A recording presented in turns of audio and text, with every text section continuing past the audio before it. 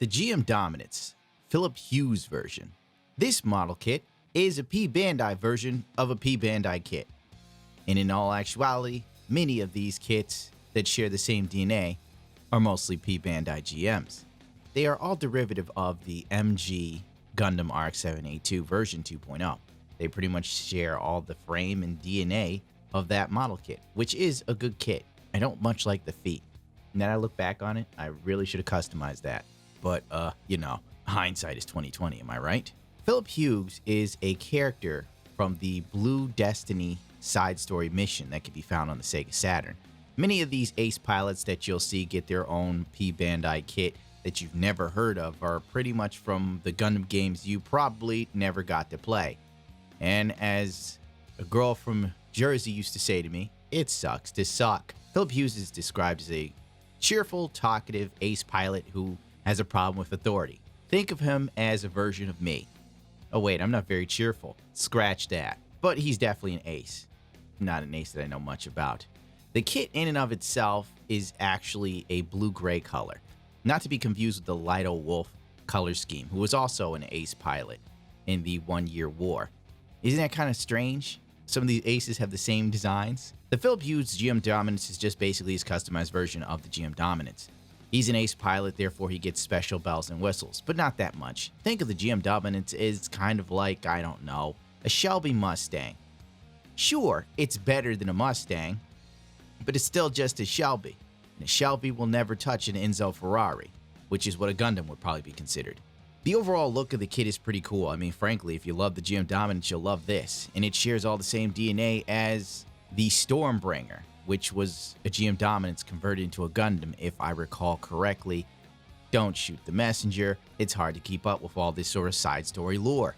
I will say that this kit has a lot of good things going for it. Simply that it's basically the Gundam 2.0 frame. And sad to say that the frame itself is better than what the Master Grade 2.0 Alex Gundam got, which is weird. You'd think an Alex Gundam 2.0 would get a serious overhaul. I mean, this thing has pistons, but then again, I already said this is basically a derivative of the Gundam. This needs a lot of cleanup work, in the sense of there are certain areas that need to be filled. There's gaps inside of the leg thrusters that need to be filled. I didn't do it because I thought there'd be an outer armor that goes over it, and it doesn't. The foot skirts, they come in two pieces, which leaves this horrendous gap.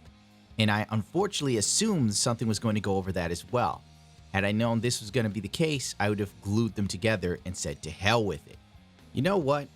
There is more wrong with this kit. After fiddling with it while trying to film this thing, I realized the hip joints suck ass. There's one promotional photo where you have the Dominance kneeling down, looking dynamic with the two Gatling guns next to it. And yeah, could not get into that pose to save my life. I probably tried for like 10 minutes or so, and the legs kept popping off, or the side skirts would pop out. It was actually more hassle than it was worth. I then noticed the more I worked with the kit to try and get some sort of interesting poses going, the legs just kept popping out of the sockets.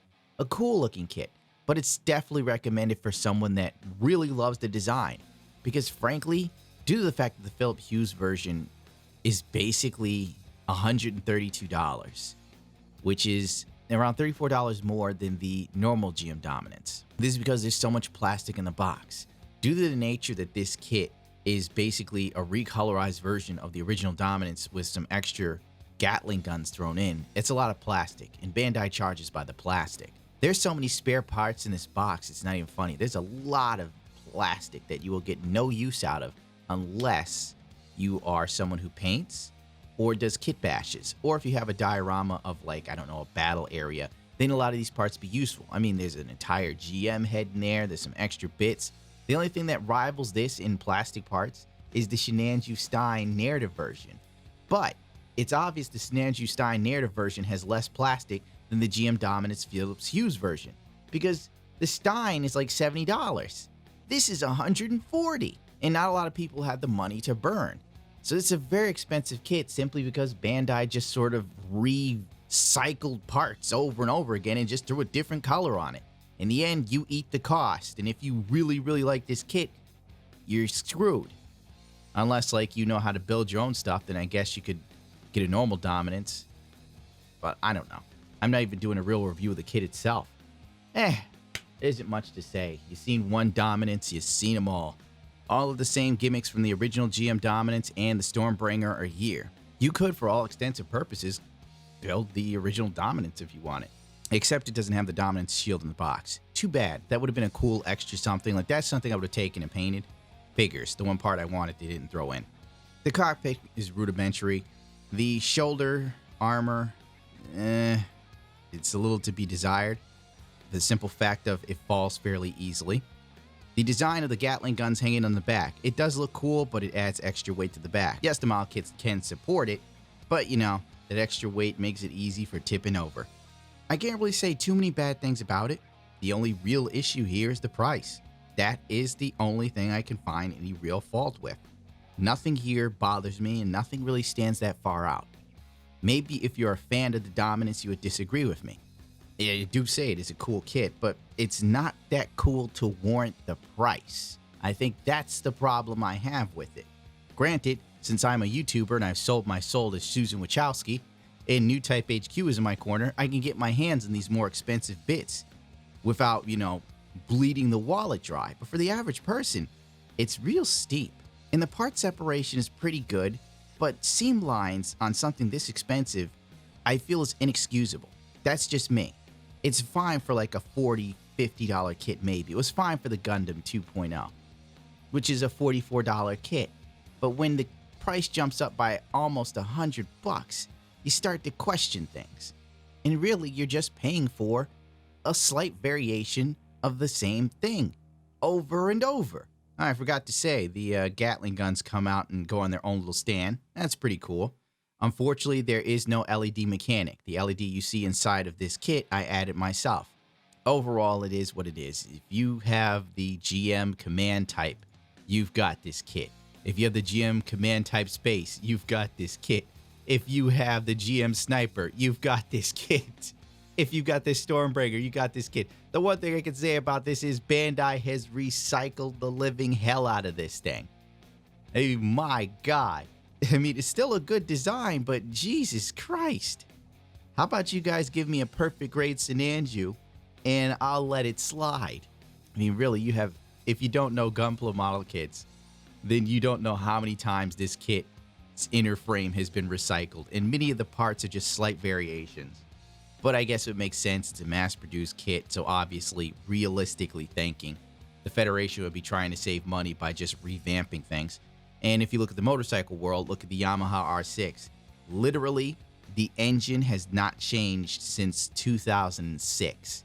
It's 2020 right now. So yeah, okay, realistically thinking, it makes sense. You got me, Bandai. The only thing that changed about the R6 was the bodywork. Buyers beware, right? I forgot my point. Well, this isn't the usual review. So let's start ending this. If I were to nitpick anything, seam lines. There's some on one of the blaster thingies. I don't like that. There's one of the huge leg part. You won't see it from a distance, but it is there when you're working with it. So it's up to you to fill the hole. I should have done that. I kicked myself. And the fact that there's no part separation in the back thruster. The back thruster requires you to paint it yellow. It comes in white. There should have been part separation. This is a P Bandai kit. It's $140. Bandai could have like threw in a little part separation there for you to save you the hassle of painting, because most people don't paint. They like to build these and put them on a shelf. So I found that to be extremely annoying. If you don't have an airbrush setup, or you're lazy like me at the time, you really don't want to go through the hassle of masking that all off. And I guess that's the best I can say. The Waterside decals, I don't think they're that great. I'm going to dare say that the Chinese Waterside decals that we all know and love, they're actually superior to the Bandai ones, in my opinion. Because whenever I use the Bandai Waterslide decals, when I'm like putting that final airbrush clear coat on to seal them in place, sometimes they just fly right off, even with Mark Setter. So you know what? Eat me, Bandai. They don't even give you extras. You know, the least they could have done is give you extras for these sort of situations. Nope, sucks to suck. Oh my God, so many of these things flew off. I hate Bandai Waterslide decals. Now, well, that should do it for me. This is longer than it should have been. It's a nice kit. It's just too expensive, in my opinion, for what you're getting. A color swap, and that's about it. Oh, 2 Gatling guns. I mean, frankly, if you don't have the money, it would make more sense to get a normal dominance or the Stormbringer. You'd probably be happier with the design of the Stormbringer than the GM dominance, unless you're hell-bent on owning this. And that should do it. Don't forget to rate, comment, subscribe, and share these videos. We got to stick it to the system. YouTube wants to destroy my main channel, so I'm going to fix them by being Mr. Clean and Family Friendly.